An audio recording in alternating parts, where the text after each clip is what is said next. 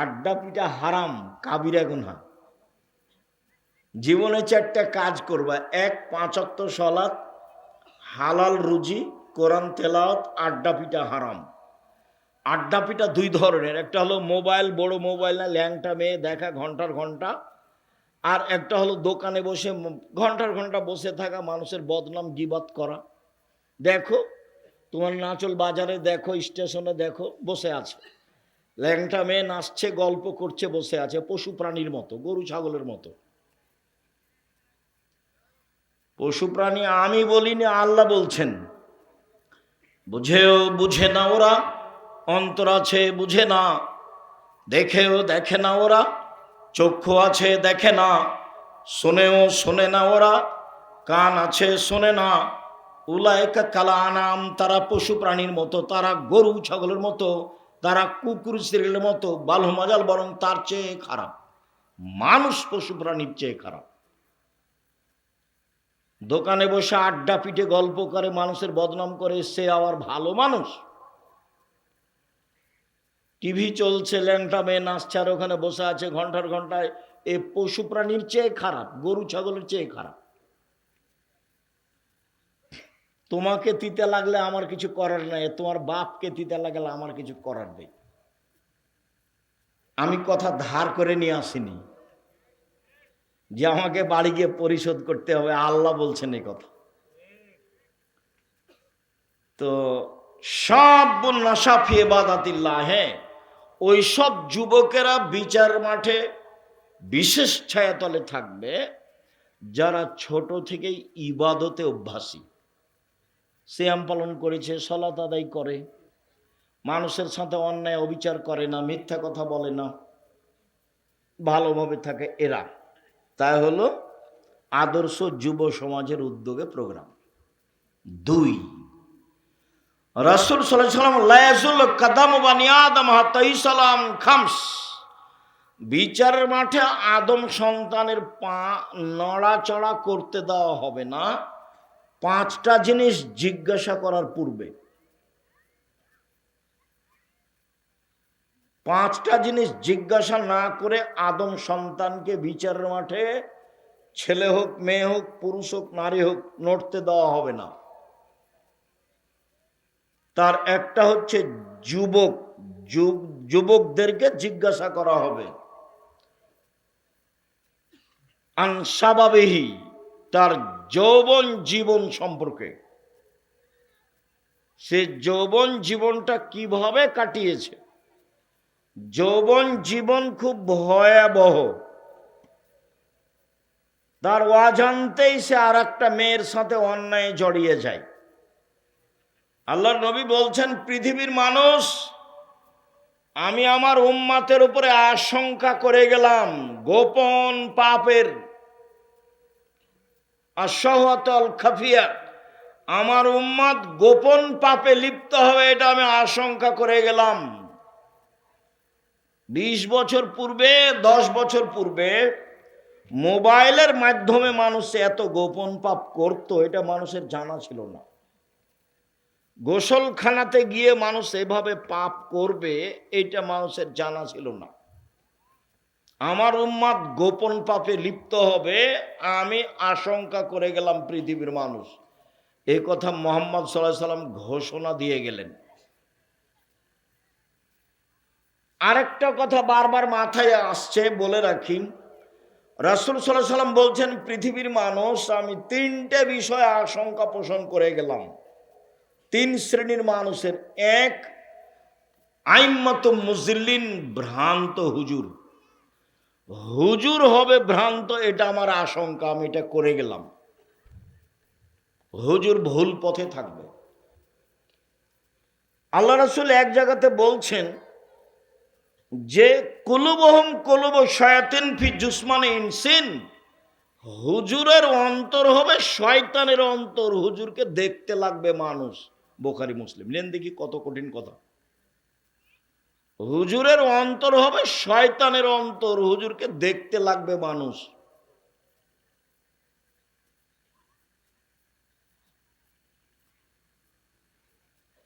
এখানে লম্বা কথা, এদিকে আর আমি আগাচ্ছি না। সম্মানিত দিনী ভাই বোন, যুবকদেরকে তার যৌবন জীবন সম্পর্কে অক্ষরে অক্ষরে জিজ্ঞাসা করা হবে। আবার ভিন্নভাবে আছে ওয়ান উমরিহি, সে পুরো বয়সটাকে কিভাবে কাটালো সেটা জিজ্ঞাসা করা হবে, এটা ভিন্ন। ওয়ান শাবাবিহি, তার যৌবন জীবন, এটা অংশ ভিন্ন। এই ছেলে বসো। সম্মানিত দিনী ভাই বোন, পুরো জীবনের চেয়ে যৌবন জীবন ভিন্ন। এটাকে যে কোনো মূল্যে কন্ট্রোলে রাখতে হবে। আড্ডা পিটা হতে, দোকানে বসা হতে, মানুষের বদনাম হতে, গিবাত হতে, এখানে সেখানে যাওয়া হতে নিজেকে হিসাব করে বিরত রাখতে হবে। 5 ওয়াক্ত সালাতে মসজিদে যেতে হবে, মানুষের সাথে ভালো আচরণ করতে হবে। এরপর আল্লাহ রাসূল বলছেন ইগতানিম খামসান কাবলা খামসিন, পৃথিবীর মানুষ 5টা জিনিসের পূর্বে 5টা জিনিসকে মূল্যায়ন করো। শাবাবাকা কাবলা হারামেকা, তোমার বৃদ্ধ বয়স আসার পূর্বে তোমার যৌবন জীবনকে মূল্যায়ন করো। কে সব কথার দাম দিবে? কি কথা এগুলো? যৌবন জীবনে যা কিছু করতে পারবা, বৃদ্ধ হয়ে গেলে তা করতে পারবা না। চাইলে ইচ্ছা মতো তাহাজ্জুদ পড়তে উঠতে পারবে না, চাইলে ইচ্ছা মতো কোরআন তেলাওয়াত করতে পারবে না, চাইলে যেখানে সেখানে দাওয়াত দিতে যেতে পারবে না। অতএব যৌবন জীবনকে মূল্যায়ন করো বৃদ্ধ জীবন আসার পূর্বে, এই কথা মুহাম্মদ সাল্লাল্লাহু আলাইহি সাল্লাম বলেন। অতএব আমি উপস্থিত বৈঠকের যুবক, সাথে সাথে যারা যুবতী মেয়ে, যারা স্বাভাবিকভাবে অশ্লীল কাজে জড়িয়ে পড়ছে এবং পুরুষ মানুষকে বিপদে ফেলছে, দুঃখিত, বিচারের মাঠে মহিলাদেরকে জাহান্নামে যেতে হবে বেশি কেন? রাসূল সাল্লাল্লাহু আলাইহি সাল্লাম ঈদের মাঠে গেলেন, পুরুষের কাছে সলাতের পরে ফামাররা আলাল নিসায়ে, তিনি মহিলাদের সামনে গেলেন ভিন্নভাবে। সামনে গিয়ে বলছেন ইয়া মাশারান নিসা তাসাদ্দাকনা ফাইন উরিতু কুন্না আকসারা আহলিন নারে, মহিলারা শোনো, দান করো, দান করো, আমি তোমাদেরকে অধিকাংশই দেখছি জাহান্নামে। জাহান্নাম বলতে নারী আর নারী, জাহান্নামের অধিকাংশ মানুষই নারী। জাহান্নাম বলতে নারী আর নারী, জাহান্নামের অধিকাংশ মানুষই নারী। তোমরা দান করে জাহান্নাম থেকে বাঁচো। যেসব মাধ্যমে সরাসরি বাঁচা যায় তার একটা বড় মাধ্যম হলো দান। এত বড় শক্তিশালী ইবাদত পৃথিবীতে নেই। হজ এর ধারে কাছে নেই, উমরা এর ধারে কাছে নেই। রমজান মাসের সিয়াম দামি ইবাদত, তারপর এর ধারে কাছে নেই। ইবাদতের জগতে সবচেয়ে শক্তিশালী, পাওয়ারফুল, ক্ষমতাধর ইবাদত হলো দান। একটা থেকে আরেকটা ঘটাতে পারে, বালা মুসিবত বিপদ সমস্যা দূর করতে পারে, তার নাম দান। কবরের শাস্তি বন্ধ করে দিতে পারে, তার নাম দান। মরা মানুষের পাপ মিটিয়ে দিতে পারে, তার নাম দান। বিচারের মাঠে ছায়া হিসাবে আসবে, তার নাম দান। মানুষের পাপকে মিটিয়ে দিতে পারে, পানি যেমন আগুনকে নিভে দিতে পারে, তার নাম দান। আল্লাহ বললেন যে আমি জান্নাত বিক্রি করলাম তোমাদের কাছে জান এবং মালের বিনিময়ে, যাও জান দিয়ে দাও, শহীদ হয়ে যাও, আমি জান্নাত তোমার কাছে বিক্রি করে দিলাম। টাকা পয়সা আমাকে দিয়ে দাও, আমি জান্নাত তোমার কাছে বিক্রি করে দিলাম। সালাত আদায় করলে জান্নাত কিনা যায় না, হজ করলে জান্নাত কিনা যায় না, উমরা করলে জান্নাত কিনা যায় না, সিয়াম রমজান মাসে সিয়াম পালন করলে জান্নাত কিনা যায় না, তাসবিহ তাহলিল জিকির আজকার করলে জান্নাত কিনা যায় না, কোরআন তেলাওয়াত করলে জান্নাত কিনা যায় না। জান্নাত কিনারই একটাই পথ, সেটা হলো দান। যার কারণে বুখারী মুসলিমের এক হাদিসের এক বাক্যে আল্লাহ রাসূল বলছেন, পৃথিবীর মানুষ ফাত্তাকুন্নারা ওয়ালাউ বিশিক্কি তামারাতিন। খেজুরের বীজের ওপরে, আঁঠির ওপরে যে সাদা একটা ছিলকা আছে, একেবারে সরু চিকন, এই পরিমাণ দান করে হলেও তোমরা জাহান্নাম থেকে বাঁচো। তার মানে জাহান্নাম থেকে বাঁচার এটা বড় মাধ্যম বুখারী মুসলিম।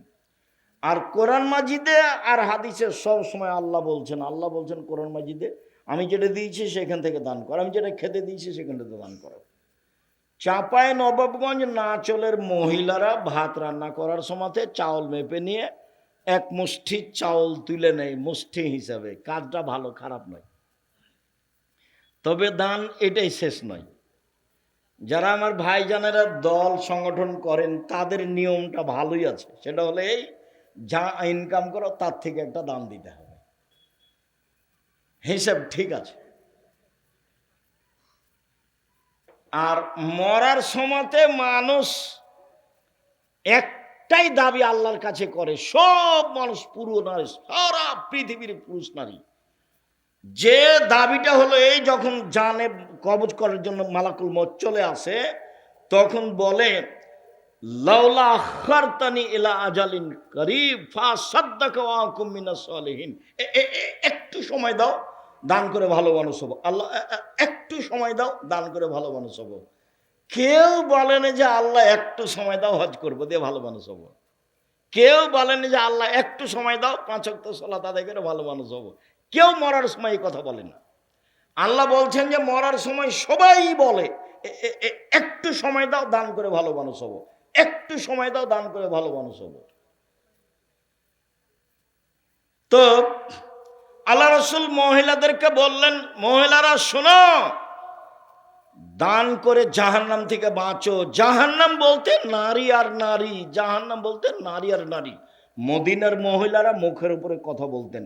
চট করে একজন মহিলা বলে বসলেন, অবেমা ইয়া রাসূলুল্লাহ, কেন কেন আমরা বেশি জাহান্নামে যাব? জাহান্নাম বলতে নারীকেই বুঝাই কেন? তখন তিনি 3টা কথা বললেন।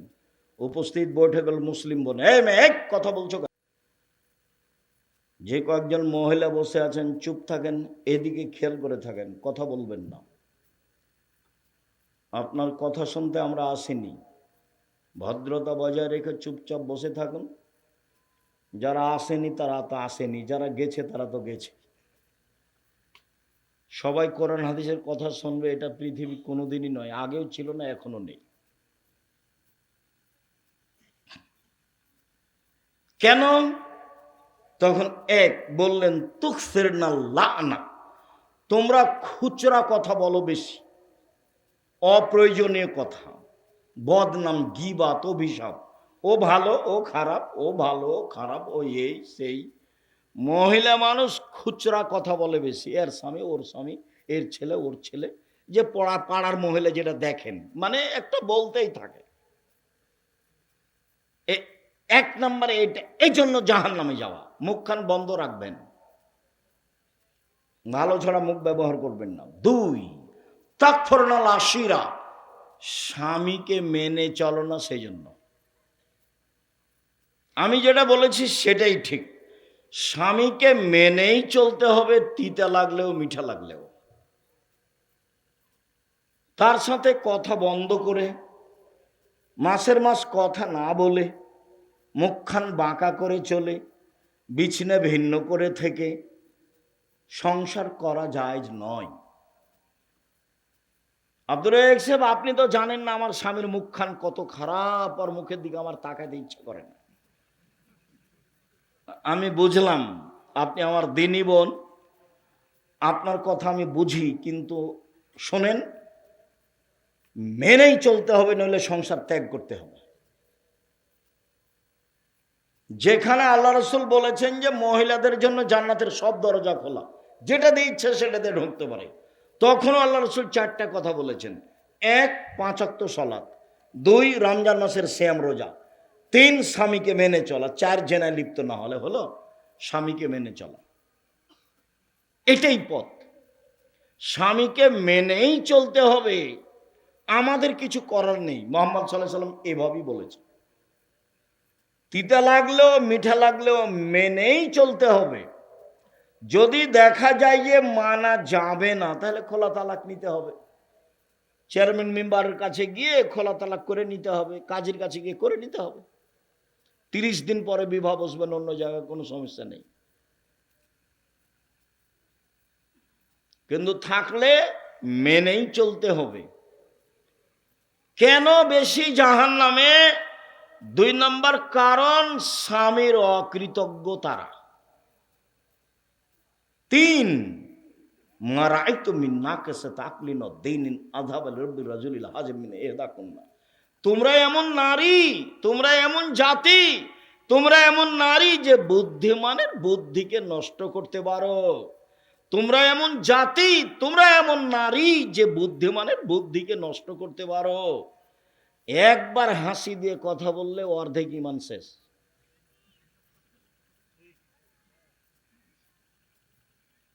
এই জন্য মহিলারা মোবাইলে কথা তেমন বলবেই না।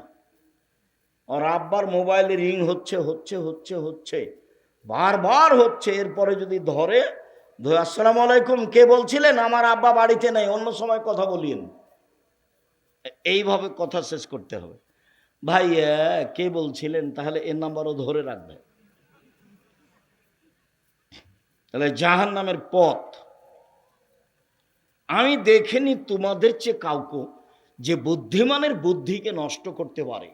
তোমরা এমন জাতি যে বুদ্ধিমানের বুদ্ধিকে নষ্ট করতে পারো। এই কথাটা আল্লাহ রসুল বলেছেন অন্য জায়গাতে এভাবে, মা তারাক্তু বাদি ফিতনাতান আযারা লিরিজালিন নিসায়। আমার জীবনে আমি ছাড়িনি কোনো বস্তু যেটা পুরুষের জন্য বেশি বিপজ্জনক হতে পারে নারীদের চেয়ে। বুখারী মুসলিম। আমার জীবনে আমি ছাড়িনি কোনো বস্তু যেটা পুরুষের জন্য বেশি বিপজ্জনক হতে পারে নারীদের চেয়ে। এই ছেলে, সাবধান থাকো, তোমার মোবাইলে জিন্দেগিতে যেন কোনো মেয়ের সাথে কথা না হয়। চাকরি হারাবে, মান সম্মান হারাবে, বংশমর্যাদা হারাবে, বিদ্যা হারাবে, সব হারিয়ে যাবে, রাস্তায় নিঃস্ব হয়ে নেমে যাবা। খুব সাবধান, নিজেকে কন্ট্রোল করে রাখার চেষ্টা করো। সম্মানিত দিনী ভাই বোন, বলছিলাম রাসূল সাল্লাল্লাহু আলাইহি সাল্লাম যা বললেন তাতে জাহান্নাম থেকে বাঁচার জন্য তিনি 3টে কারণ তাদের উল্লেখ করলেন। তারা জাহান্নামে যাওয়ার 3টে কারণ উল্লেখ করলেন। এই এলাকাতে মহিলারা ঈদের মাঠে যায় না। মহিলাদেরকে ঈদের মাঠে যেতে হবে এবং ব্যবস্থা করতে হবে, যেতেই হবে। উম্মু আতিয়া রাদিয়াল্লাহু তাআলা আনহা বলেন, উমিরনা নুখরিজাল হুইয়াজ ওয়া জাওয়াতিল খুদুর। আমাদের ঋতুবতী নারীকে এবং সব ধরনের মহিলাকে এবং যুবতীদেরকে ঈদের মাঠে যাওয়ার জন্য আদেশ করা হলো। তখন একজন মহিলা বলল, আল্লাহর নবী, এহেদানা লাইসালাহা জিলবাব, আমাদের কারো চাদর নেই যে, তাহলে কিভাবে ঈদের মাঠে যাবে? তখন আল্লাহ রসুল বলেন, লেতুল বেসাহ সাহেবাতহা মিন জিলবাবিহা, অন্য বান্ধবী অন্য মেয়ে যেন তাকে চাদর দেয়, অর্থাৎ চাদর চেয়ে নিয়ে যাবে। নিজের গায়ের চাদর যদি না থাকে তাহলে কার চাদর নিয়ে মাঠে যাবে? আর একজনের চাদর চেয়ে নিয়ে মাঠে যাবে। ভালো মহিলা তো ঈদের মাঠে যাবে যাবে, ঋতুবতী হায়েজ হয়েছে যাদের, তাদেরকে যেতে হবে, যেতেই হবে। ইয়াসহাদনা দাওয়াতুল মুসলিমিনা জামাতাহুম, তারা মুসলমানদের জামাতে উপস্থিত হবে, তাদের দুয়াতে উপস্থিত হবে। দোয়া মানে ঈদের মাঠে যে হাত তুলে দোয়া হয় সেটা নয়। দোয়া মানে ইউকাব্বিরনা মা'আন নাস, তারা মানুষের সাথে বলবে, আল্লাহু আকবার, আল্লাহু আকবার, লা ইলাহা ইল্লাল্লাহ, আল্লাহু আকবার, আল্লাহু আকবার, ওয়ালিল্লাহিল হামদ, আল্লাহু আকবার, আল্লাহু আকবার, লা ইলাহা ইল্লাল্লাহ, আল্লাহু আকবার, আল্লাহু আকবার, ওয়ালিল্লাহিল হামদ। মহিলারা বলবে এবং ইমামের বক্তব্য শুনবে। ইমামকেও বিষয়ের উপর একটা সুন্দর করে বক্তব্য সাজিয়ে মানুষের সামনে বলতে হবে। খালি ট্যাঁটু করে কথা শেষ করা ঠিক হবে না। এটা সুন্দর বিষয় বাছাই করে নিয়ে মানুষের সামনে সুন্দর করে বলতে হবে। আর ফেতরা শস্যই হতে হবে, একসাই হতে হবে। কিয়ামত পর্যন্ত এর পরিবর্তন হওয়ার কোনো সুযোগ নেই। একসাই হতে হবে এবং শস্যই হতে হবে। কেউ যদি নেওয়ার না থাকে তাহলে ফেলে দিবেন। তবু কি বের করতে হবে? শস্যই বের করতে হবে। এর বিকল্প কোনো চিন্তা ভাবনা করা যাবে না। আবু সাইদ খুদরি রাদিয়াল্লাহু তাআলা আনহু বললেন, একসা বের করতাম, করব। তখন একজন সাহাবী দাঁড়িয়ে বললেন, কেন? মুআবিয়া যে সিরিয়া থেকে এসে বক্তব্য দিলেন, বক্তব্যে বললেন, পৃথিবীর মানুষ শুনে রেখো, সিরিয়ার অর্ধশা গম সমপরিমাণ মদিনার একশা খেজুর। সিরিয়ার অর্ধশা গমের মূল্য যা, মদিনার একশা খেজুরের মূল্য তাই। অতএব কেউ ইচ্ছা করলে অর্ধশা গম দিবে। মানুষ এটাই গ্রহণ করল।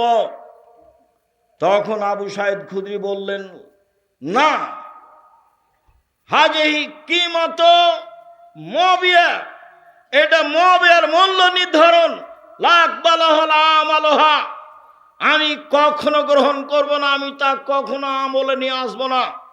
এইটা মুআবিয়ার মূল্য নির্ধারণ। রাসূল সাল্লাল্লাহু আলাইহি ওয়াসাল্লাম মূল্য নির্ধারণ করেননি। অতএব মূল্য নির্ধারণের কোনো প্রশ্ন আসে না। হেজাজ মক্কা মদিনার সা অনুযায়ী 2.5 কেজি চাউল বা গম হতে হবে বা খাদ্য হতে হবে। এটাই ফেতরা, কিয়ামত পর্যন্ত এটাই বলবৎ থাকবে। সম্মানিত দিনী ভাই বোন, সালাত এমন একটি ইবাদত যার উপরে নির্ভর করে অন্য অন্য ইবাদত। সালাত এমন একটি ইবাদত যার উপরে নির্ভর করে অন্য অন্য ইবাদত। সালাত যদি কবুল হয় তাহলে বাকি সিয়াম, হজ, দান খায়রাত এগুলো কবুল হবে। যদি সালাত কবুল না হয় তাহলে বাকি কোনো ইবাদত কবুল হবে না।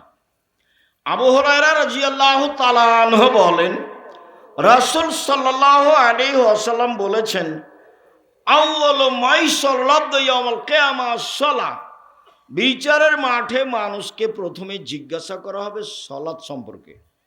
ফাইন সালাহাত সালাহু সাইর আমলিহি, যদি তার সালাত টিকে যায় সব ইবাদত টিকে যাবে।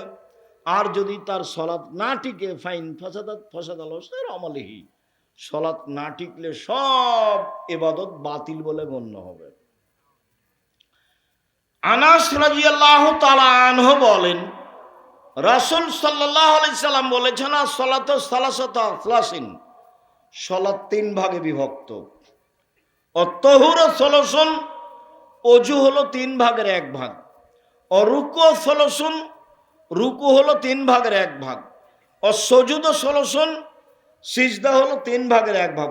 দাহাবে হাক্কেহা, কেউ যদি এগুলি ঠিক ঠিক আদায় করে, কবেলা সালাত কবেলা সাইর আমালিহি, তাহলে তার সালাত কবুল করা হবে, সব আমল কবুল করা হবে। ওয়াইন রুদ্দাত আলাইহি সালাতুহু, আর সালাত যদি তার কাছে প্রত্যাখ্যান করা হয়, রুদ্দ আলাইহি সাইর আমালিহি, সব আমল বাতিল বলে গণ্য হবে। শুনুন,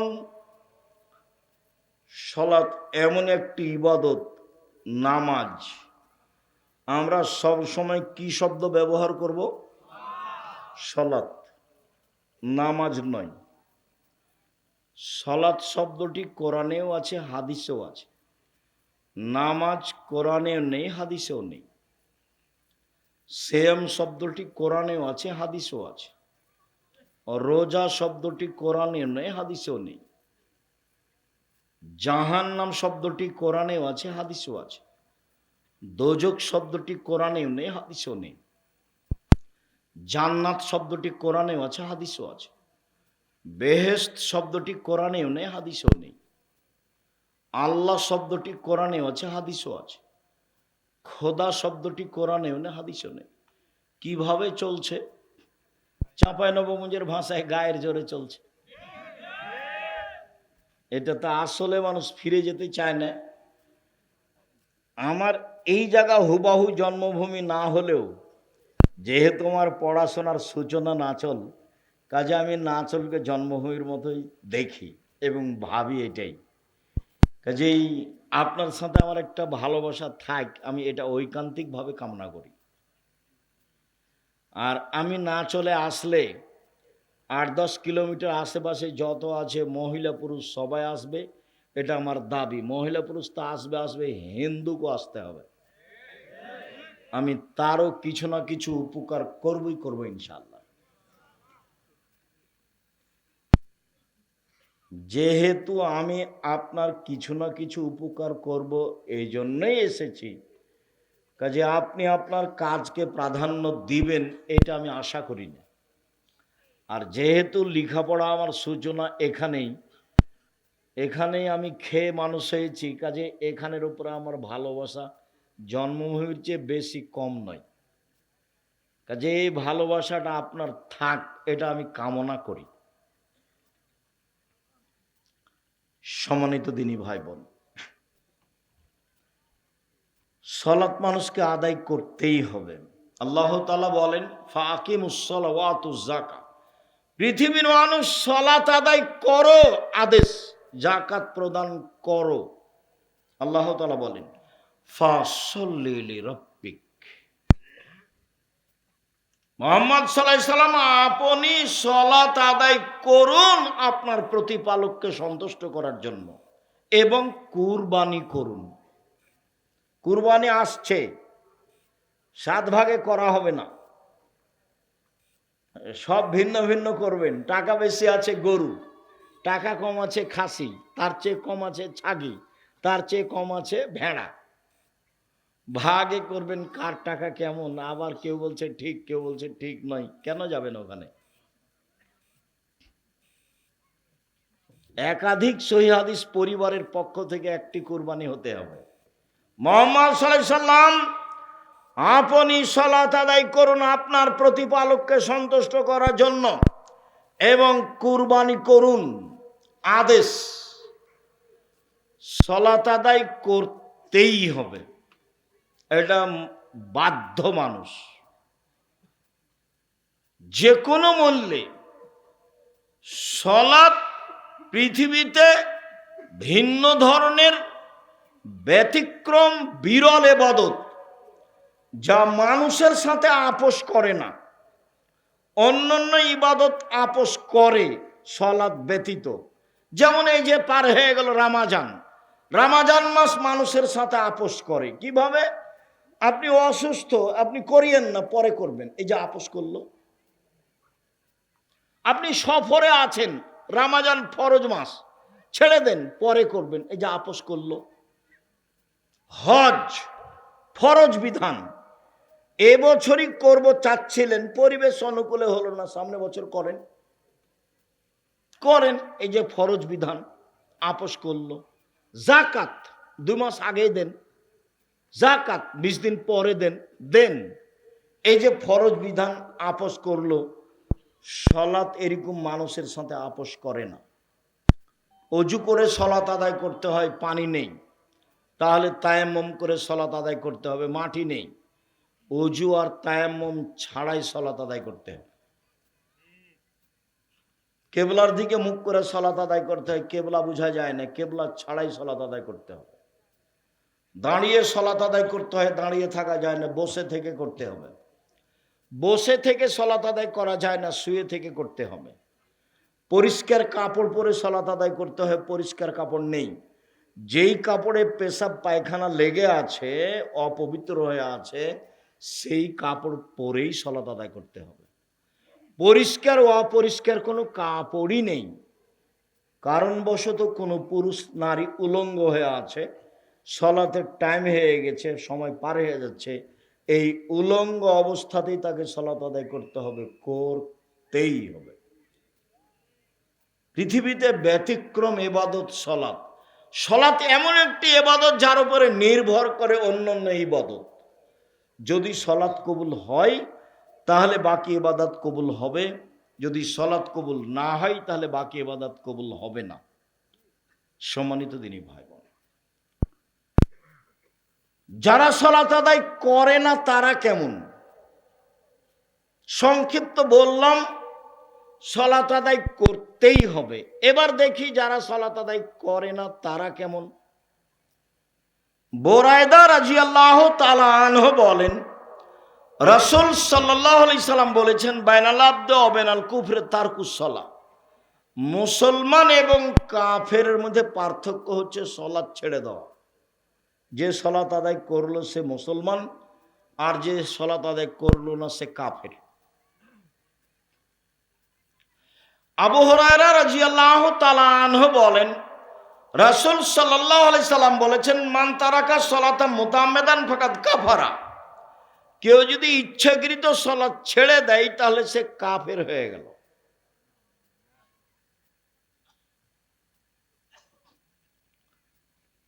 আবু হুরায়রা রাদিয়াল্লাহু তাআলা আনহু বলেন, রাসূল সাল্লাল্লাহু আলাইহি সাল্লাম বলেছেন, উমিরতু আন উকাতিলান নাস হাত্তা ইয়াকুলু লা ইলাহা ইল্লাল্লাহু ইকিমুস সালাহ।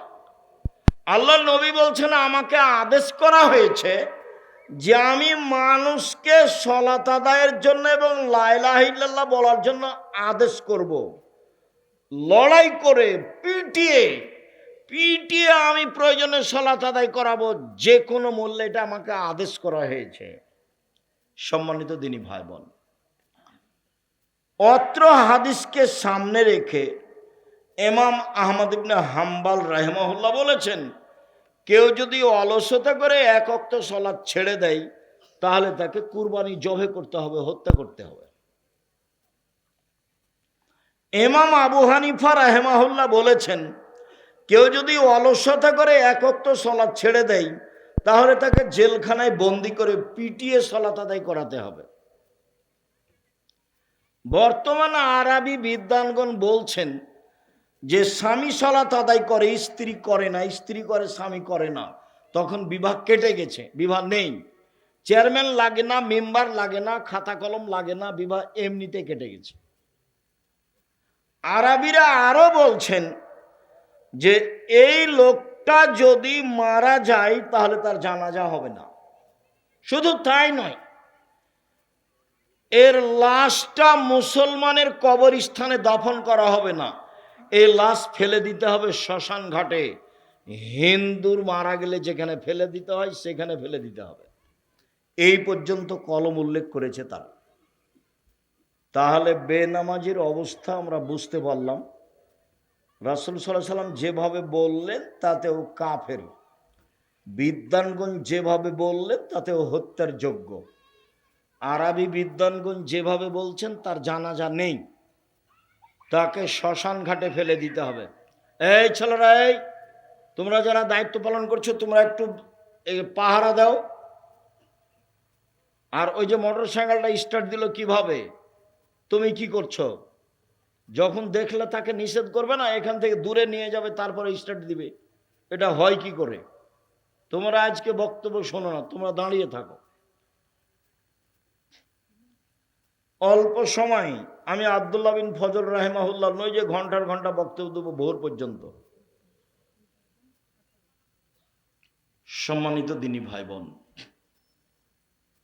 এইবার যারা সালাত আদায় করে কিন্তু রাসূলের পদ্ধতিতে করে না, তাদের অবস্থা কি? আল্লাহ তাআলা বলছেন, ফাওয়াইলুল লিল মুসাল্লিন আল্লাযীনা হুম আন সালাতিহিম সাহুন। যারা অমনোযোগ সহকারে সালাত আদায় করে, সময় মতো নিয়মতান্ত্রিকভাবে করে না, এরা অয়েল নামক জাহান্নামে যাবে। মানে সালাত আদায় করে তারা জাহান্নামে যাবে। আবু হুরায়রা রাদিয়াল্লাহু তাআলা আনহু বলেন, রাসূল সাল্লাল্লাহু আলাইহি ওয়াসাল্লাম বলেছেন, মান লাম ইউহাফিজ আলাইহা, যে ব্যক্তি সালাতকে ঠিক ঠিক আদায় করলো না, অজু সুন্দর করলো না, রুকু সুন্দর করলো না, সিজদা সুন্দর করলো না, তাহলে সে বিচারের মাঠে ফেরাউনের সাথে উঠবে। ইন্না লিল্লাহি ওয়া ইন্না ইলাইহি রাজিউন। পৃথিবীতে অনেকে আল্লাহ বলে দাবি করেছে, তার মধ্যে ফেরাউন একজন। তবে ফেরাউনের মতো ঘৃণিত দাবি পৃথিবীতে কেউ করেনি। ফেরাউনি একটা মানুষ একদা মুসা আলাইহিস সালামকে বলছেন, মুসা লাইনিত তাখাস্তা ইলাহান গাইরি লাজাল্লাকা মিনাল মাসজুনিন, তুমি যদি আমাকে বাদ দিয়ে কাউকে আল্লাহ বলে স্বীকৃতি দাও তাহলে আমি ফেরাউন তোমাকে জেলখানায় বন্দি করে দিব। এক পর্যায়ে ফেরাউন মুসাকে বলল, মুসা মা আলিম তো লাকুম মিন ইলাহিন গাইরি, আমি ব্যতীত তোমাদের কোনো আল্লাহ আছে এ কথা আমি জানি না। এক বৈঠকে ফেরাউন বলল, আনা রব্বুকুমুল আলা, আমি হচ্ছে তোমাদের সবচেয়ে বড় প্রতিপালক, সবচেয়ে বড় আল্লাহ। মিশরে আমি যখন ফেরাউনের লাশের পাশে পাশে ঘুরছিলাম, আধা ঘন্টা যাবৎ ঘুরলাম আর বারবার বলছি, আসলেই কি তুমি সেই ফেরাউন? তুমি কি সেই ফেরাউন যে বলেছিল আমি সবচেয়ে বড় আল্লাহ? সে তো আর আমার সাথে কথা বলবে না। একজন নাইজেরিয়ার মহিলা এসে, আয়না ফেরাল আর ফেরাল আসলে, আয়না ফেরাল আসলি, আয়না ফেরাল আসলি, আসল ফেরাউন কোনটা, আসল ফেরাউন কোনটা? মানে ওই বংশের ওদের যারা নেতা হতো তারা সব ফেরাউন ফারা।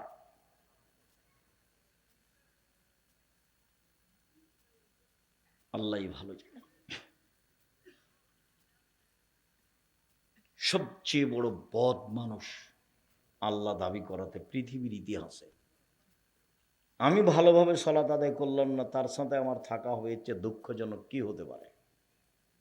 তবে সালাত হবে না এ কথা ঠিক। আবু হুরায়রা রাদিয়াল্লাহু তাআলা আনহু বলেন, একটা লোক মসজিদে ঢুকে 2 রাকাত সালাত আদায় করে আল্লাহ রাসূলকে সালাম দিল। আল্লাহ রাসূল বলেন, সাল্লে ফাইন্নাকা লাম তুসাল্লি, তুমি সালাত আদায় করো, তুমি সালাত আদায় করোনি। লোকটি আবার 2 রাকাত সালাত আদায় করে রাসূলকে সালাম দিল। আল্লাহ রাসূল বললেন সাল্লাল্লাহু আলাইহি সাল্লাম, তুমি সালাত আদায় করো, তুমি করোনি। আবার সাহাবী 2 রাকাত সালাত আদায় করে আল্লাহ রাসূলকে সালাম দিল। রাসূল সাল্লাল্লাহু আলাইহি সাল্লাম বললেন, তুমি সালাত আদায় করো, তুমি করোনি। তখন লোকটি বলছে, আল্লিমনি কাইফা উসাল্লি, কিভাবে সালাত আদায় করবো আপনি আমাকে শিখিয়ে দেন, এর চেয়ে তো আমি ভালো করে সালাত আদায় করতে পারবো না। তখন আল্লাহ রাসূল বললেন যে রুকু এবং সিজদা ঠিক মতো আদায় করো। শুনুন, আল্লাহ নবী তাকে বললেন না যে তুমি সালাত আদায় করেছ তবে খুব একটা সুন্দর হয়নি, এভাবে বললেন না। তুমি সালাত আদায় করেছ তবে খুব একটা সুন্দর হয়নি, এভাবে বলেননি। বললেন যে তুমি সালাত আদায় করো, তুমি করনি, তাই তো বললেন। হুযায়ফা ইবনে ইয়ামান রাদিয়াল্লাহু তাআলা আনহু একটা লোককে দেখলেন যে সালাত আদায় করলো, রুকু সিজদা ঠিক মতো করেনি। তখন হুযায়ফা ইবনে ইয়ামান বলছেন, শোনো, তোমার সালাত হয়নি, শুধু হয়নি নয়, লাউ মুত্তা, তুমি যদি এখন মারা যাও তাহলে লা মুত্তা আলা গায়রি ফিতরাতি রাসূলিল্লাহ সাল্লাল্লাহু আলাইহি সাল্লাম, তাহলে তোমার রাসূলের পদ্ধতিতে মরণ হবে না, তোমার মরণটা মুসলমান হিসাবে হবে না। সম্মানিত দিনী ভাই বোন, রাসূল সাল্লাল্লাহু আলাইহি ওয়াসাল্লাম এক সাহাবীকে বললেন, একবার বললেন, আসওয়া সারিক মা ইয়াসরুকু মিন সালাতিহি, সবচেয়ে খারাপ চোর যে সালাত চুরি করে, সবচেয়ে জঘন্য চোর যে সালাত চুরি করে।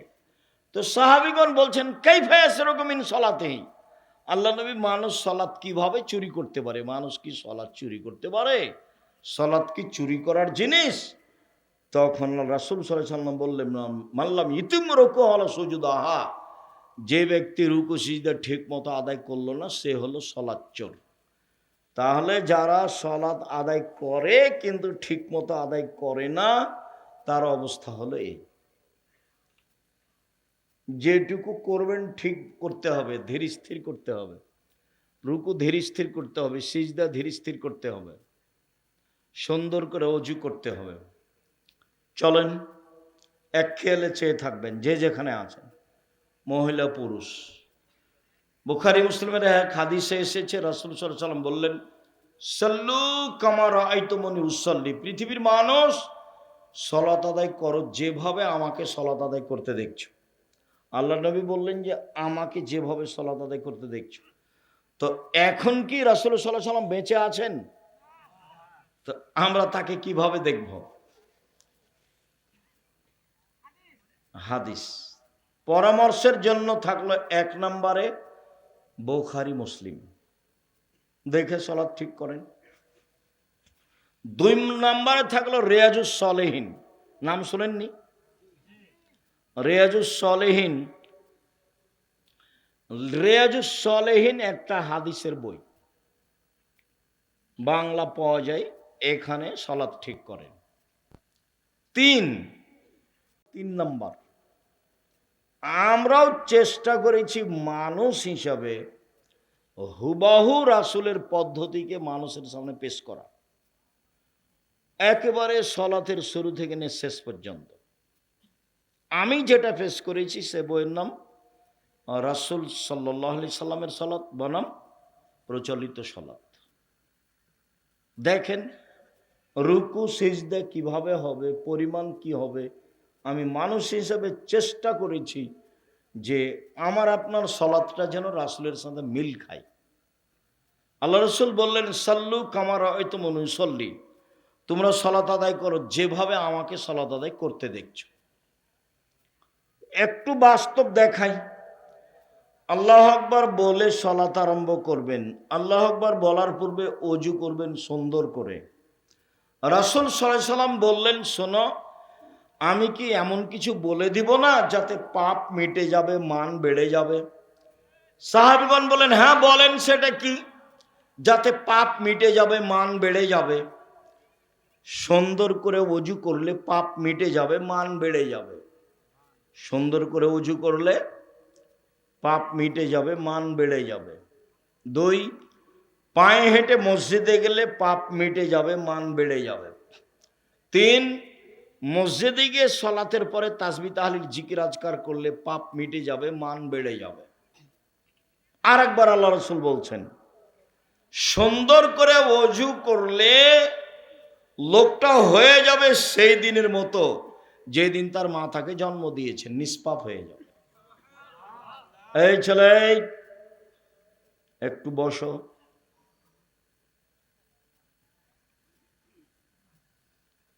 নিষ্পাপ হয়ে যাবে সুন্দরভাবে ওযু করলে। সুন্দর ওযু কি?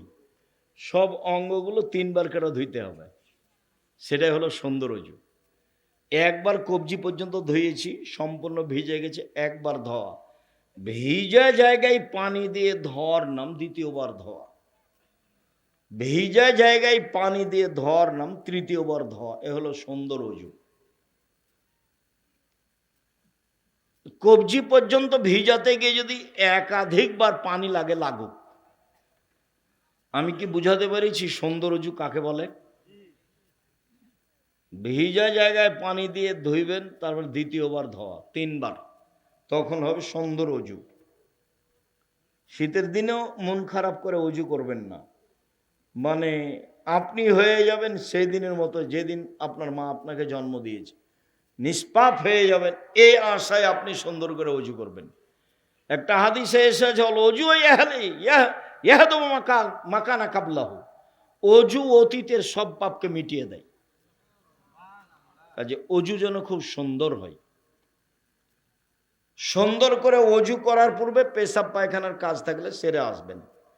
পেশাব পায়খানায় বসার সময় বলবেন, বিসমিল্লাহ আল্লাহুম্মা ইন্নী আউযু বিকা মিনাল খুবুসি ওয়াল খাবায়েস। যদি বিসমিল্লাহ ছেড়ে দেন তাহলে শয়তান লজ্জাস্থান দেখতে পাবে, ক্ষতি করতে পারবে। আর যদি বিসমিল্লাহ সহ বলেন, বিসমিল্লাহ আল্লাহুম্মা ইন্নী আউযু বিকা মিনাল খুবুসি ওয়াল খাবায়েস, তাহলে ও ক্ষতি করা তো দূরের কথা, লজ্জাস্থান দেখতেই পাবে না। আর শয়তান টয়লেটে থাকে, এই জন্য ও দোয়া পড়ে ঢুকতে হয়, দোয়া পড়ে বসতে হয়। ওর শয়তানের থাকার জায়গা, জিনের থাকার জায়গা টয়লেট, খারাপ জায়গা। এই জন্য খুব সাবধান। বাচ্চা, ছোট বাচ্চাকে সূর্য ডোবার সময় বাইরে নিয়ে যাওয়া নিষেধ, আগিলে উঠানে নিয়ে যাওয়া নিষেধ, ছাদে নিয়ে যাওয়া নিষেধ। ওই সময়তে জিন শয়তান ছড়িয়ে পড়ে, একটু পরে বাইরে নিয়ে যেতে পাবেন। আল্লাহ আকবার, সুন্দর করে অজু করে অজু শেষে বলবেন আশহাদু আল্লা ইলাহা ইল্লাল্লাহু ওয়াহদাহু লা শারীকা লাহু ওয়া আশহাদু আন্না মুহাম্মাদান আবদুহু ওয়া রাসূলুহু। তাহলে আপনার জন্য জান্নাতের সব দরজা খুলে দেওয়া হবে। আল্লাহুম্মা জাল্লি মিনাত তাওয়াবিন ওয়া জাআলনি মিনাল মুতাতাহিরিন। এটাতে নেকি হবে, কি নেকি হবে তা আল্লাহ রাসূল বলেননি। আর যদি অজু শেষে বলেন আশহাদু আল্লা ইলাহা ইল্লাল্লাহু ওয়াহদাহু লা শারীকা লাহু ওয়া আশহাদু আন্না মুহাম্মাদান আবদুহু ওয়া রাসূলুহু, তাহলে কি হবে? জান্নাতের সব দরজা খুলে দেওয়া হবে। বুখারী মুসলিমের হাদিস। আমাদের আমলে এইটা ছিল না, আমাদের আমলে আছে। আমাদেরকে তো মসজিদের খতিব খুব শক্তভাবে শিখাতেন, আর আমাদের নাচল মাদ্রাসার দোয়া শিখাতেন। ওই যে শরীর স্বাস্থ্য খুব মোটা ছিল মৌলানা আহমদুল্লাহ, হ্যাঁ, এই যে এদিক থেকে এদিক কাদিকলার দিক থেকে যেতেন, নামি মোটামুটি। তো আল্লাহ মাগফির লাহু ওয়ারহামহু, আল্লাহ তুমি তাদের মাফ করো, তাদের প্রতি দয়া করো, তুমি তাদের কবরকে প্রশস্ত করো, তাদের আলোকিত করো। আর আমি মেসকাত পড়েছিলাম এই যে আব্দুল হামিদ, আব্দুর রাজাক মাস্টারের এই শিমুলতলা। আল্লাহ মাগফির লাহু ওয়ারহামহু। তো দোয়া, ইনি নরম মেজাজের মানুষ। আমার চাচা আমাদেরকে গ্রামে একবারে লাঠি নিয়ে পায়ের উপর মারতে একটু ভুল হলে অজু শেষে এই দোয়া পড়তে হয়, আল্লাহুম্মা জাল্লি মিনাত তাওয়াবিন ওয়া জাআলনি মিনাল মুতাতাহিরিন। অথচ এটা চলে, কিন্তু কিনে কি হবে এটা আল্লাহ রাসূল উল্লেখ করেননি। আর ওইটা আশহাদু আল্লা ইলাহা ইল্লাল্লাহু ওয়াহদাহু লা শারীকা লাহু ওয়া আশহাদু আন্না মুহাম্মাদান আবদুহু ওয়া রাসূলুহু, জান্নাতের সব দরজা খুলে দেওয়া। আল্লাহু আকবার। হাত এই পর্যন্ত উঠবে, হাতের আঙ্গুল জমা জমা থাকবে, কাঁধ সামনাসামনি। এভাবে নয় আল্লাহু আকবার, এইভাবে নয় আল্লাহু আকবার, এটা নয় আল্লাহু আকবার, এটা নয়। তাহলে আল্লাহু আকবার এটা নয়, আল্লাহু আকবার এটা নয়, আল্লাহু আকবার এটা নয়। কোনটা তাহলে? আল্লাহু আকবার কাঁধ সামনাসামনি, বা আর একটু উঁচু, কানের লতি সামনাসামনি। একাধিক হাদিস। ডান হাতের কবজি বা আমাদের কবজির উপরে রেখে বুকের উপরে রাখতে হবে। তবে বুখারীর হাদিস এভাবে করতে পারে, বাহুর সাথে বাহু। আর আবু দাউদ, নাসাই, তিরমিজির হাদিস এভাবে কবজির উপরে, কবজিতে বুকের উপরে। নাভির নিচে হাত বাঁধার 3টে হাদিস আছে, একটা ঠিক নয়। আর বুকের উপরে হাত বাঁধার 5টা হাদিস আছে আমলযোগ্য, চেষ্টা করবেন। হাত বেঁধে সবচেয়ে গুরুত্বপূর্ণ দোয়া আল্লাহুম্মা বাঈদ বাইনি ওয়া বাইনা খাতায়ায়া কামা বা'আদতা বাইনাল মাশরিকি ওয়াল মাগরিব আল্লাহুম্মা নাক্কিনি মিনাল খাতায়া কামা ইয়ানাক্কাস সাবুল আবিজুল তানাস আল্লাহুম্মা আগসিল খাতায়ায়া বিল মাই ওয়াস সালজি ওয়াল বারাদ। হে আল্লাহ, তুমি আমাকে আমার পাপকে অত দূরত্বে রাখো, আমার থেকে পাপকে পূর্ব থেকে পশ্চিম যত দূরে। তারপর তুমি আমার পাপকে ধুয়ে পরিষ্কার করে দাও, যেমনভাবে সাদা কাপড়কে ময়লা থেকে ধুয়ে পরিষ্কার করা হয়। তারপর তুমি আমাকে বরফ দিয়ে, তুষার দিয়ে, ঠান্ডা পানি দিয়ে ধুয়ে পরিষ্কার করে দাও। বা আপনি বলতে পারেন ওয়াজ্জাহাত ওয়াজহিয়া লিল্লাযী ফাতারাস সামাওয়াতি ওয়াল আরদা হানিফা ওয়া মা আনা মিনাল মুশরিকিন ইন্না সলাতি ওয়া নুসুকি ওয়া মাহি ওয়া মামাতি লিল্লাহি রাব্বিল আলামিন লা শারীকা লাহু ওয়া বিযালিকা উমিরতু ওয়া আনা মিনাল মুসলিমিন আল্লাহুম্মা আনতাল মালিকু লা ইলাহা ইল্লা আনতা আনতা রাব্বি ওয়া আনা আবদুকা জালামতু নাফসি ওয়া আতারাফতু বিজামবি ফাগফিরলি যুনুবি জামিয়া লা ইয়াগফিরু যুনুবা ইল্লা আনতা ওয়াহদিনি লিহাসানিল আখলাক লা ইয়াহদিনি লিহাসানা ইল্লা আনতা আসরিফ আন্নী সায়াহা লা ইয়াসরিফু আন্নী সায়াহা ইল্লা আনতা লাব্বাইকা ওয়া সাদাইকা ওয়াল খায়রু কুল্লুহু ফি ইয়াদাইকা ওয়া শাররু লাইসা ইলাইকা আনা বিকা ওয়া ইলাইকা তাবারাকতা ওয়া তাআলাইতা আস্তাগফিরুকা ওয়া আতুবু ইলাইকা। এটা একটা সানা, লম্বা হয়ে গেল নাকি? দোয়ার বই তোমরা যুবক খালি বসে থাকছো দোকানে আর এখানে গল্প করছো কেন? মুখস্থ নাই, মুখস্থ করো। ইংরেজি বড় বড় গল্প মুখস্থ করেছো, লিখছো, সেটা পারো, এটা পারো না কেন? অন্যদের ভাষা মুখস্থ করে ঘন্টার ঘন্টা খাতায় লিখছো, ম্যাট্রিক পরীক্ষা, আয়ের পরীক্ষা, 9-10-এর পরীক্ষায় হাত ক্লান্ত হয়ে যাচ্ছে, তার এটা মুখস্থ করো না কেন? অভ্যাস কেন এরকম খারাপ অভ্যাস কেন? কোরআন মাজিদ পড়বে, একবারে জরুরি করে নেবে, একবারে নিজের উপরে বাধ্য করবে, কোরআন মাজিদ পড়বই, যে কোনো মূল্যে পড়বই পড়বো, ত্যাগ করো। শয়তান তোমার সাথে জিদ করে আছে। 1 মিনিট আমার দিকে দেখো, শয়তান বলছে, আল্লাহ বলছে, ইয়া ইবলিস মাহামালাকা আল্লাহ তাসজুদা লিমা খালাকতু বিয়াদাইয়া। ইবলিস, আমি যাকে নিজ হাতে সৃষ্টি করলাম তুমি তাকে সিজদা করলে না কেন? তখন ইবলিস বলছে, খালাকতানি মিন নার ওয়া খালাকতাহু মিন তিন। আপনি আমাকে সৃষ্টি করেছেন আগুন দিয়ে, আর তাকে সৃষ্টি করেছেন মাটি দিয়ে। আমি তাকে সিজদা করতে পারি না, আমি ঊর্ধ্বমুখী ও নিম্নমুখী। তখন আল্লাহ বলছেন, এই সরে যায় এখান থেকে, রাজিম সরে যায় এখান থেকে। তখন ইবলিস বলছে যে ঠিক আছে, আমি সরে যেতে রাজি আছি, আমার একটা কথা শোনেন। কি কথা? কিয়ামত পর্যন্ত বেঁচে থাকার সুযোগ দিতে হবে। তা আল্লাহ বললেন যে ঠিক আছে, এলাই ওয়াক্তি মালুম, একটা সময় পর্যন্ত দিলাম। আল্লাহ যখন বললেন একটা সময় পর্যন্ত দিলাম, তখন ও কি বলছে শোনেন, এদিকে দেখেন, বলছে ওয়া ইজ্জাতেকা ইয়া রাব্বি, বলার ঢং দেখেন, তোমার সম্মানের কসম হে আমার প্রতিপালক। দেখেন ইবলিস বলছে ওয়া ইজ্জাতেকা ইয়া রাব্বি, তোমার সম্মানের কসম হে আমার প্রতিপালক, লা আজালো উকবিয়াল ইনসানা মাদামা তারহুম ফি আসাদিহিম। আদম সন্তানের দেহে যতক্ষণ পর্যন্ত শ্বাস থাকবে আমি তাকে ভুল পথে নিয়ে যাব যাব যাব। এটা তার জোরালো দাবি আল্লাহর সামনে। ওকে আমি পাপী করেই ছাড়ব, ও কিভাবে জান্নাতে যায় তা আমি দেখে ছেড়ে দেব। এই জিদ কার? শয়তানের, ইবলিসের, আল্লাহর সামনে। মনে রাখবেন, ও বলছে দেহে শ্বাস থাকাকালীন, মানে একটা লোক বিছানে পড়ে আছে, চলতে পারে না, কিন্তু পাপ করবে, মুখ চলে, কি হয়েছে রে না অমুক, ও তো দুনিয়ার বদ, ওকে ভোট দিস না, অথচ বিছানে আছে, চলতে পারে, পা নেই। ইবলিস বলছে যে আমি আদমের ছেলে মেয়েকে পাপী করবো, আর দেহে যতক্ষণ পর্যন্ত কি আছে? শ্বাস আছে।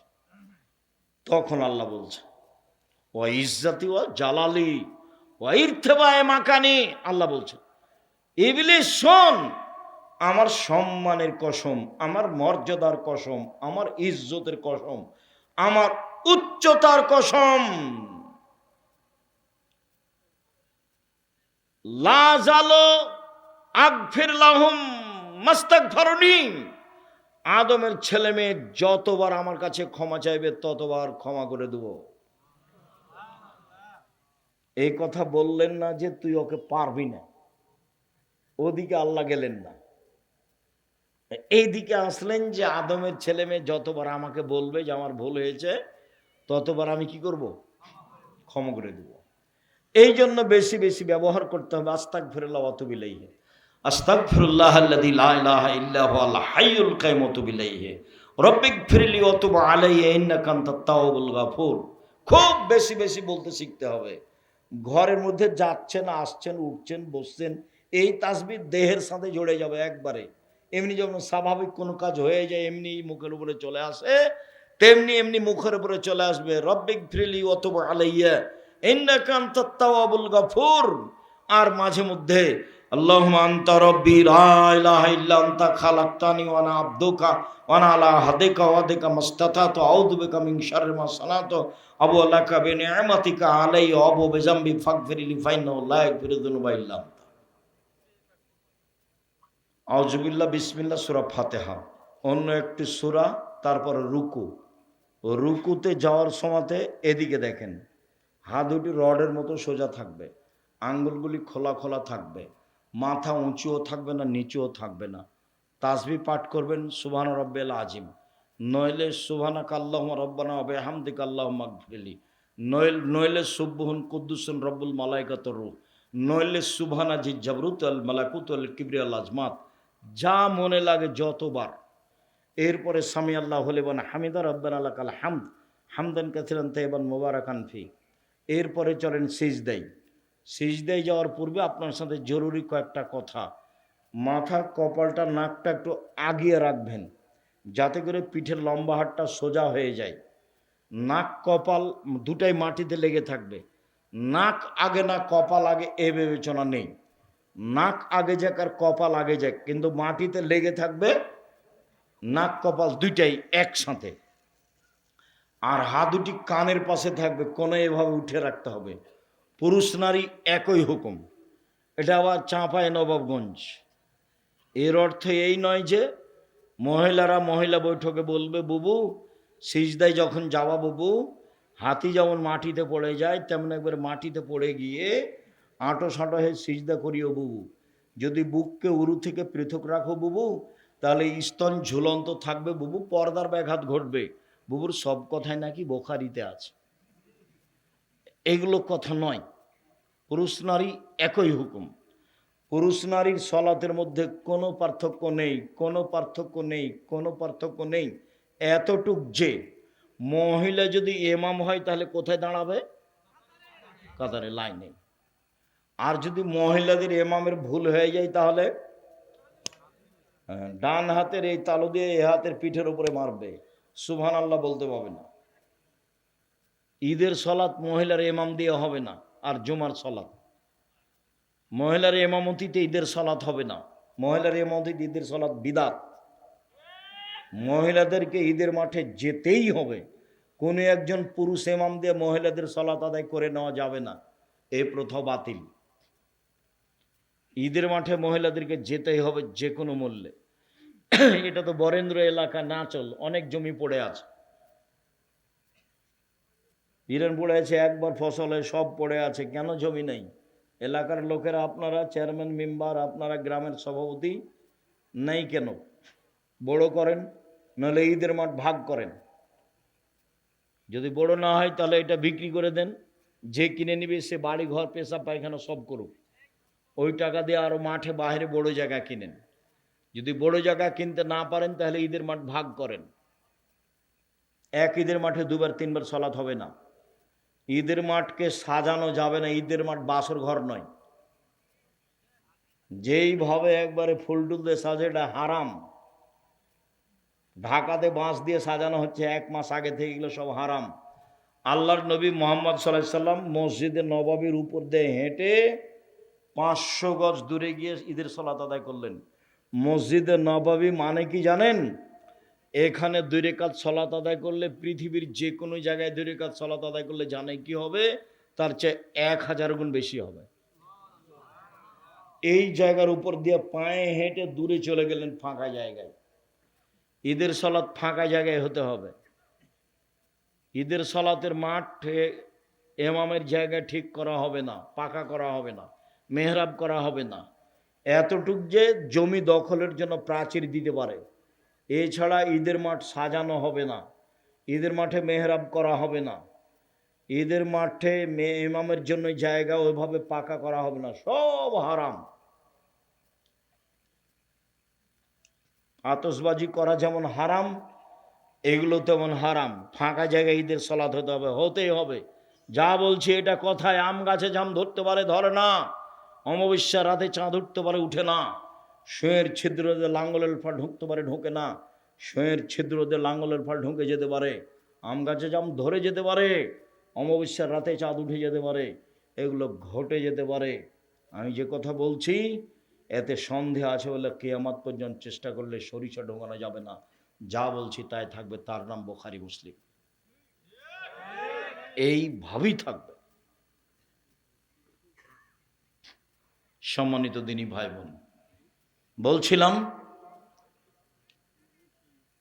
সিজদা করার সময় মাথা নাক কপাল একটু আগিয়ে রাখবেন, দোয়া পড়বেন যার যা মনে লাগে। উঠে আসেন, এ হলো 1 রেকাত। আর 1 রেকাতে হলো 2 রেকাত। 2 রেকাতে বাম পায়ের পাতার উপরে বসবেন, ডান পা খাড়ো করে রাখবেন।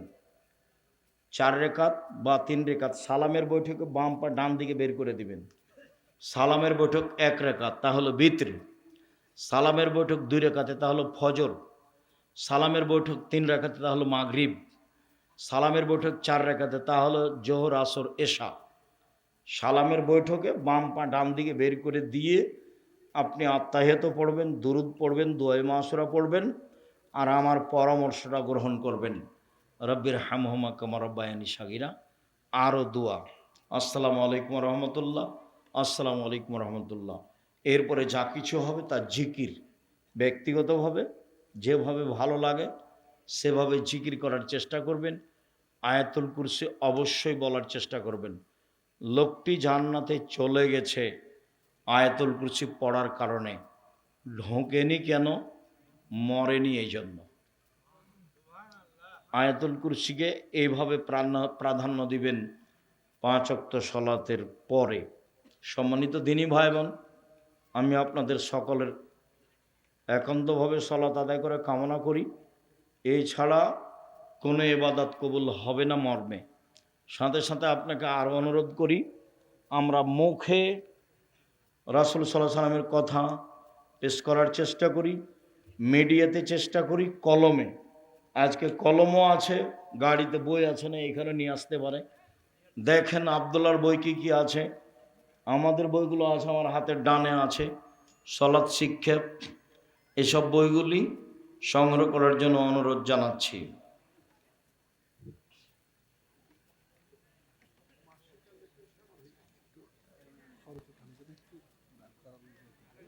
আচ্ছা আচ্ছা, ওটা মধ্যে বলতে হতে। যাক, জাযাকুমুল্লাহ খায়ের। কয়েকটা জিজ্ঞাসা, আর বই হাতের ডানে আছে, কেউ খালি যাবেন না।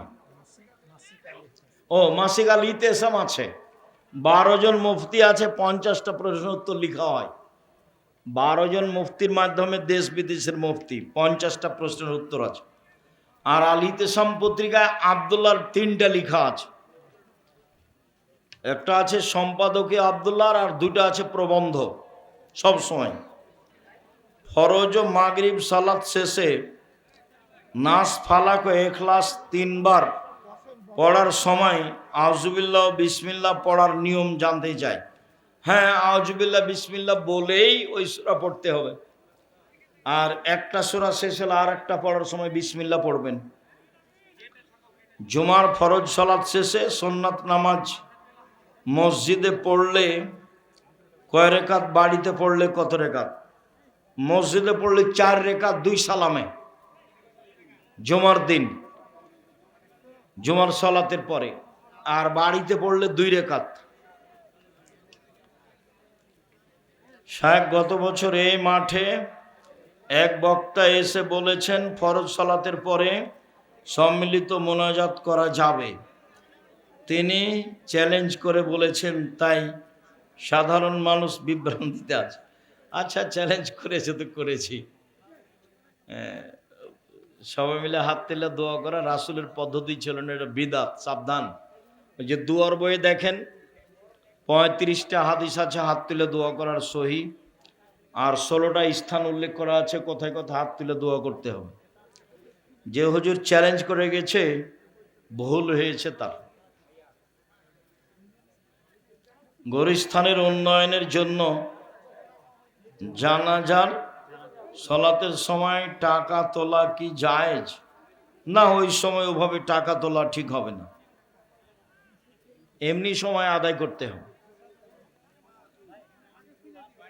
লাশ সামনে রেখে জানাজার টাকা আদায় করা এই পদ্ধতি বাতিল। তারাবি কত রিকাত? 8 রেকাত। এইটা তো নতুন কথা নেই। 20 রেকাত পড়লে তো ক্লান্ত হয়ে যাবেন, ঠিক মতন আদায় করতে পারবেন না। রাসূলের পদ্ধতি কিনা সেটা সন্দেহ, বিপদে পড়বেন কেন? 8 রেকাত পড়েন। পশুর জান যায় অবস্থা এ অবস্থায় জবাই করা যাবে কি? জি যাবে, রুচি হলে খান। ওটা জবাই করে খাওয়াই উত্তম, জান যায় অবস্থায়। ঝড়ের সময় আজান দেওয়া যাবে কি? না গেলে করণীয় কি? ঝড়ের সময় আজানের বর্ণনা নেই। আল্লাহ মিনাসালুকা খায়রা খায়রামা ফিহা খায়রামা জবা উরসিলাত আলাইহি, ঝড়ের সময় দোয়া দেওয়া আছে। দোয়ার বইয়ে দেখেন ঝড়ের সময় কোন দোয়া পড়তে হবে। রমজান মাসে তারাবির জামাতে নেকি বেশি না বাড়িতে? বাড়িতে একাই পড়া উত্তম, ভালো করে পড়তে পারলে। সালাত ঈদের তাকবীর ছুটে গেলে কি করবে? ঈদের তাকবীর ছুটে গেলে মানে রাকাত ছুটে গেলে, যদি রুকু পাই তাহলে ঈদের সালাত পেয়ে গেছে, মানে এক রাকাত পেয়ে গেছে। তো বাকি আর এক রাকাত যখন পড়বে তখন 5 তাকবীর দিবে। কেন? এর শেষটা হচ্ছে এর প্রথম। আর জানাজার সালাত ছুটে গেলে যেটুকু ছুটেছে সেটুকু কাজা নেই, ইমামের সাথে সালাম ফিরবে জানাজা। আর ঈদের সালাত ও ইমাম তাকবীর দিতে ভুলে গেলে, এখানে তো লিখা নেই। ইমাম তাকবীর দিতে ভুলে গেলে সালাত পুনরায় আদায় করতে হবে না, সুন্নাত ছুটে গেছে। কম বয়সের মানুষকে ইমাম করবেন। দেবীনগরে আমি দেখেছি আমাদের এক ইমাম 2-4-5 বছর কোনো বাড়ি ঠিক হয়নি। প্রথমবার হলে দ্বিতীয়বার রুকু থেকে উঠে রাকাত থেকে উঠে কেরাত শুরু করে দিয়েছে তাকবীর দিলে। সেই 30-25-30 থেকে নিয়ে 40 এরকম বয়সের মানুষ ইমাম ঠিক করবেন। বাংলাদেশে পরিবার থেকে বয়স হয়ে যাওয়ার পরও বিয়ে দিতে চায় না, ও তো অযোগ্য বাপ মা, বিবাহ দিবে কেন? দিবে না কেন? বিবাহ করো, রুজিতে বরকত দিবে আল্লাহ বলছেন।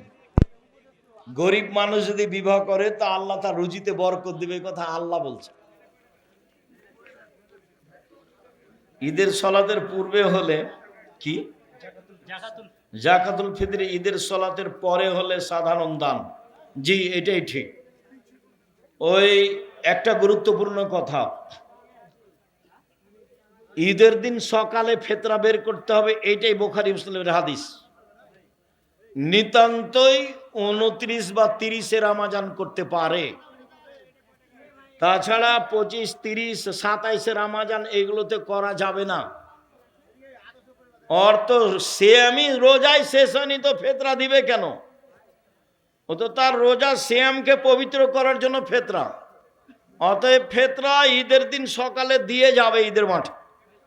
এটা হলো জাকাতুল ফিতরার যদি এসে দেয় তাহলে এটা সাদকা, এটা ফেতরা হয়নি।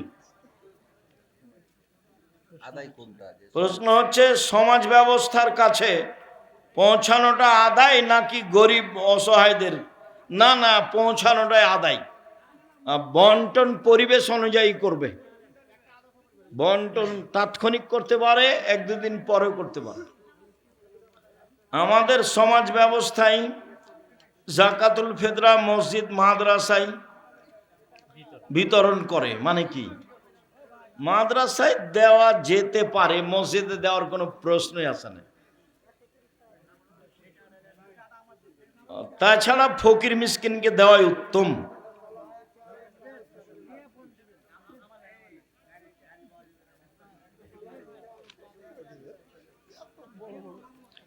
সূরা আল বাকারার শেষ আয়াত পড়ার পর আল্লাহুম্মা আমিন বলা যাবে? জি না।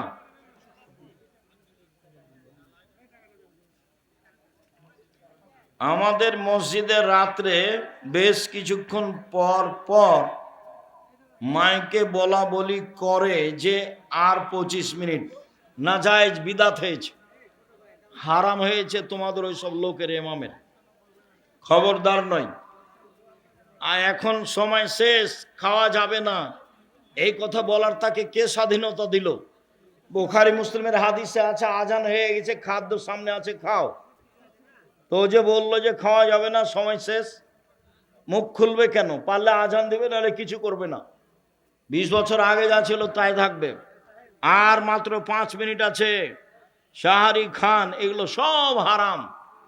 মাইকিং করা হারাম, তোমার চিল্লা চিল্লি করে মানুষকে জাগানো হারাম, গজল পড়া হারাম, মানুষকে জাগানোর জন্য কোরআন তেলাওয়াত করা হারাম। এমনি কোরআন তেলাওয়াত করবে, আর ওই সময়তে জোরে না করাই উচিত। জোরে করবে কেন? জিকির জোরে করছে কেন? বহু মানুষ বাড়িতে তাহাজ্জুদ পড়ছে, ওর কারণে তার তাহাজ্জুদ ভুল হচ্ছে। বাচ্চারা শুয়ে আছে, ঘুমাচ্ছে, এদের কত কষ্ট। কে যে ওর মাথায় গোবর ঢেলে দিয়েছে, সে দেখাচ্ছে ধর্ম।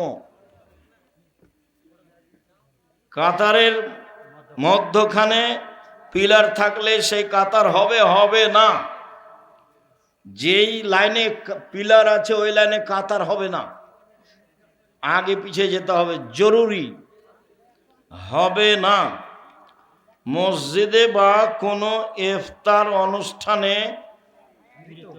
মৃত ব্যক্তির মাগফিরাতের উদ্দেশ্যে সায়েমদের জন্য ইফতারের আয়োজন করলে সেই খাবার ধনী গরিব সবাই খেতে পারবে? জি না, মৃত ব্যক্তির নামে ইফতারের ব্যবস্থা করা হবে না।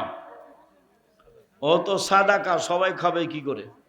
মৃত ব্যক্তির নামে দান করার কিছু পাচ্ছেন না, কাপড় দান করেন ফকির মিসকিনকে। ফকির যে চেয়ে বেড়ায়, মিসকিন যে চাইতেও পারে না, সংসারে চলে না, ও আবার বাড়ির পাশে আছে, ও আপনাদের বদনাম করে, ওকে দিতে হবে। বলেন তো, ফকিরকে? মিসকিন চাইতেও পারে না, সংসারও চলে না, ও বাড়ির পাশে আছে, একে কাপড় কিনে দিবেন, পানির ব্যবস্থা করবেন, এটা দানের সবচেয়ে উত্তম পথ। আমি দিনমজুর, আমার ছেলের বয়স 6, আমার ছেলেকে আপনার মতো বানাতে, আমার মতো কেন, আমার চেয়ে ভালো, এত ছোট হিসাব করবেন কেন? বড় হিসাব করেন, দোয়া করেন, ভর্তি করে দেন। আর আপনারা স্বামী স্ত্রী খুব দোয়া করতে থাকেন, ওর খালা ফুফুকে দোয়া করতে বলেন। এক ব্যক্তির 4 সন্তান, বিপদে পড়ে 2 সন্তানকে বিক্রি করে দিয়ে শেষ করেছে, আর 2 সন্তানের জন্য কিছুই নেই। এখন সন্তানের করণীয় কি? সন্তানের করণীয় কি? দিনমজুরি করে খাবে? এসব ছোট কথা কেন? বিক্রি করেছে কেন? অযোগ্য পিতা, ও দিনমজুরি করে খাও, ভিক্ষে করে খাওয়াবে। বাপের শেষ উপার্জন কি? ভিক্ষে। ভিক্ষে বাপে করবে, ছেলে মেয়ে নয়। শেখ, আসসালামু আলাইকুম। শেখ, আপনি কিছু মনে নেবেন না, একটা কথা। কি যে বলবে তুমি? প্রায় যুবক শ্রেণীরা বলে যে আপনি যদি কি রহমানি সাহেবদের মতো জেহাদের আলোচনাগুলো, তোমার নেতাকে 10 বছর বা 1 যুগ পড়াতে চেয়েছে, এই জন্য আগে পড়ো, তারপরে কথা বলিও। কোরআন হাদিস না জেনেই মাঠে দিনরাত কাজ করছি। 88 আগস্টের 20 তারিখ বুধবার থেকে শিক্ষক, 37 বছর চলছে, নিয়মিত বুখারী মুসলিম পড়াই। 90 সাল থেকে মাঠে আছি, মুখে আছি, কলমে আছি, মিডিয়ায় আছি। 97 সাল থেকে ফতোয়া লিখি, 2016 সাল থেকে ফতোয়া বোর্ড পরিচালনা করি। মানুষ ভুলের ঊর্ধ্বে নয়, এটা ঠিক, কিন্তু তুমি যেটা মনে করছো সেটা ভুল বুঝেছ, তোমার নেতা ভুল বুঝেছে। এইরকম লেখা খবরদার আমার সামনে পেশ করবো না। দান করতে হবে আল্লাহর সন্তুষ্টির জন্য, নাকি অন্য কোনো নিয়ত করে? জি, আল্লাহর সন্তুষ্টির জন্য। আমি একজন মহিলা, আমার মাঝে মাঝে স্বপ্নদোষ হয়, কিন্তু লজ্জা স্থান থেকে কোনো কিছু বের হয় না, তাহলে কি আমাকে ফরজ গোসল করতে হবে? ফরজ গোসল করতে হবে না। মহিলার স্বপ্নদোষ হবে, এইটাই ঠিক, বুখারী মুসলিমের হাদিস। স্বপ্নদোষ হতে যদি লজ্জা স্থানে শুক্রকীট বীর্য দেখে তাহলে তাকে গোসল করতে হবে, বা কাপড় ভিজে গেছে এরকম হয়, যদি না হয় তাহলে গোসল করতে হবে না। এই বিষয়ে পুরুষ নারী একই হুকুম। আমাদের বাড়িতে অনেক মানুষ কিন্তু যেখানে সেখানে পরিষ্কার অপরিষ্কার জায়গায় পা দিয়ে ঘরের ভিতর প্রবেশ করে, কোনো সময় শুকনা পায়ে আবার কখনো ভিজা পায়ে ওই ঘরের মেঝেতে খাবার খাই, আবার নামাজ পড়ি, কখনো কখনো ঘুমাই, তাহলে কি পবিত্রতা ঠিক থাকবে? চেষ্টা করো, থাকবে। মাটি শুকিয়ে গেলেই শেষ। আর যদি পাকা মেঝে হয় তাহলে মুছে ফেলো, এটা সমস্যা নয়, এটা তোমার অন্তরের ধোঁকা। দোয়া করার সময় কি বলবো, শুধু আমিন না আল্লাহুম্মা আমিন? আমিন বলেন, দুটা ভালো কথা। আল্লাহুম্মা আমিনও বলতে পারেন, হাদিসে আমিন আমিন এসেছে। আমিন মানে কবুল করো।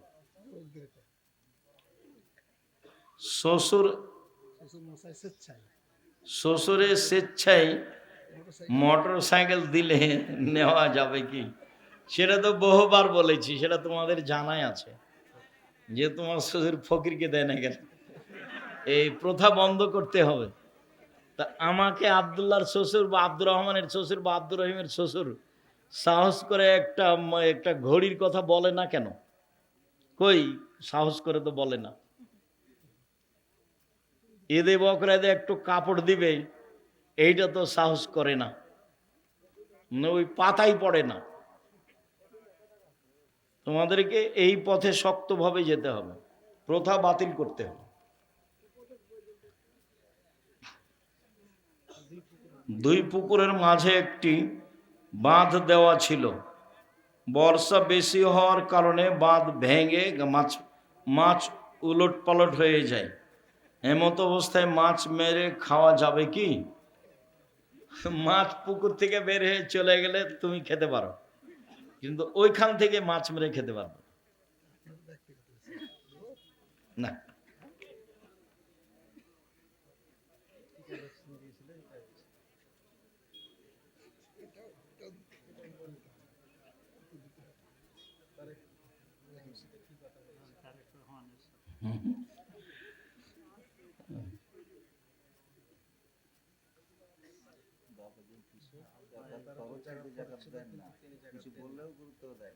তোমার আব্বাকে জাকাত দিতেই হবে, বারবার অনুরোধ করো, চাপ দাও, জাকাত দিতেই হবে, নাহলে সব হারাম। গমা সাপ বাসায় থাকতে পারে, বাড়িতে থাকলেই দংশন করবে, এই কথা নয়, করেও যদি একজন মারা যাবে। আর যদি জাকাত না দেওয়া হয় তাহলে পরিবারের সবাই মারা যাবে। গমা সাপের চেয়ে ওই ধানের ওষুধ, টাকার জাকাত অনেক অনেক অনেক বেশি খারাপ। জাকাত টাকা কেউ নেওয়া থাকলে ওই ভেতরে রাখা হবে না, বাইরে ফেলে দিতে হবে, যেন আবর্জনা ফেলা হয়। জাকাত এত খারাপ, গমা সাপ দংশন করলে একজন মারা যাবে, আর জাকাত বের না করলে পরিবারের সবাই মারা যাবে। বিছানায় বসে খাবার খেলে নাকি কয়েক ধরনের সমস্যা হয়, একটা ঠিক না, মিথ্যা কথা। শুক্রিয়া, জাজাকুমুল্লাহ খায়ের। লম্বা সময় ধরে আপনারা থাকে। আপনি যখন পিস টিভিতে ছিলেন তখন নাকি বলেছেন ইমাম আবু হানিফা রাহিমাহুল্লাহ 17টি হাদিস জানতেন, বক্তব্যের মধ্যে নেই। মুকাদ্দম ইবনে খালদুন, ঐতিহাসিক ইবনে খালদুন, মুকাদ্দম ইবনে খালদুনে আরবি ভাষায় লিখেছেন, বলা হয়েছে যে ইমাম আবু হানিফা 17টি হাদিস জানতেন। অনেক ওখানে এসেছে, আবার বলছেন বলা হয়েছে যে তিনি 3টি হাদিস জানতেন। কোনো সময় যদি বলে থাকি তাহলে আল্লামা ইবনে খালদুনের কথা নকল করা আছে, যে ইবনে খালদুন বলেন, আমি নিজে বলিনি। জাযাকুমুল্লাহ খায়ের। আর আমি কারো প্রতি কোনো দুর্বল ধারণা রাখি না, আর কারো ব্যাপারে কোনো কথা বলতে হবে এটা আমার প্রয়োজন নাই। যার ইচ্ছা সে আমার ব্যাপারে বলছে সেটা তার ব্যাপার, আমাকে কারো ব্যাপারে কথা বলতে হবে না। আমার জীবনে দুটো ত্যাগ, মানুষের বদনাম করব না এবং প্রতিশোধ নেব না, আল্লাহ ভরসা ইনশাআল্লাহ। জাযাকুমুল্লাহ খায়ের। আল্লাহ আমাদের যারা মারা গেছে তুমি তাদের কবরের শাস্তি মাফ করো, আমরা যারা অসুস্থ তুমি তাদের আরোগ্য দান করো, যারা আমরা বেঁচে আছি তুমি তাদের তোমার রাসূলের পদ্ধতি অনুযায়ী চলার তৌফিক দান করো, 5 ওয়াক্ত সালাত ঠিকভাবে আদায় করার তৌফিক দান করো। এ দাবি, এ দাওয়া, এ দোয়া তোমার দরবারে আজকের আলোচনা এখানে শেষ করলাম। সুবহানাকা আল্লাহুম্মা ওয়া বিহামদিকা আশহাদু আল্লা ইলাহা ইল্লা আনতা আস্তাগফিরুকা ওয়া আতুবু ইলাইক। আসসালামু আলাইকুম ওয়া রাহমাতুল্লাহ। সবাইতে সম্পদ